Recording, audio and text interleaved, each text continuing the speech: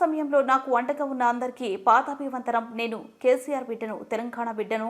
తప్పు చేసే ప్రసక్తే లేదు. నేను మొండిని జైలుకు పంపి నన్ను జగమొండిని చేస్తారు. ఈ కష్ట సమయంలో తనకు బీఆర్ఎస్ పార్టీకి కార్యకర్తలకు, తన కుటుంబానికి అండగా ఉన్న తెలంగాణ ప్రజలకు బీఆర్ఎస్ ఎమ్మెల్సీ కల్వకుంట్ల కవిత పాదాభివందనాలు చేశారు.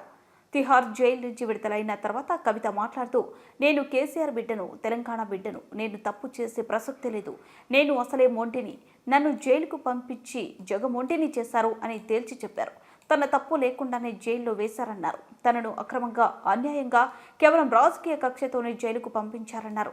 తనను, తన కుటుంబాన్ని ఇబ్బందులు పెట్టిన వారికి వడ్డీతో సహా చెల్లిస్తానని శపథం చేశారు. సమయం ఖచ్చితంగా వస్తుందని అప్పుడు ఖచ్చితంగా స్పష్టం చేశారు. రాజకీయంగా, న్యాయపరంగా పోరాటం చేస్తూనే ఉంటానని ప్రకటించారు.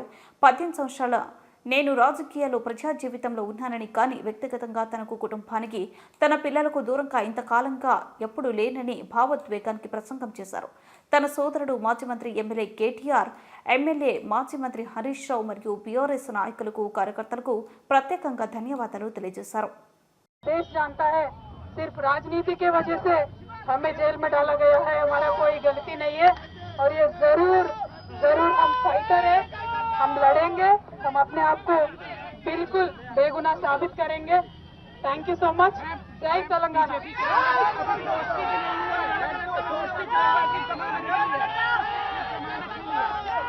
ఎవరి గురించి చెప్పే అవసరం లేదు, మనము నేను తెలంగాణ బిడ్డను, నేను కేసీఆర్ బిడ్డను, నేను తప్పు చేసే ప్రసక్తే లేదు.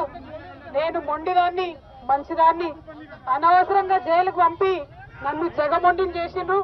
ఇంకా ప్రజాక్షేత్రంలో గట్టిగా పనిచేస్తాం, కమిట్మెంట్ తో పనిచేస్తాం, అందరితో కూడా నిలబడి ఉంటామని తెలియజేస్తున్నాం. We were always tough, we are fighters, we will fight it out legally, we will fight it out politically. We were always tough. By sending us to jail illegally, they only made BRS and KCR's team unbreakable. Thank you. Jai Telangana, Jai Hind.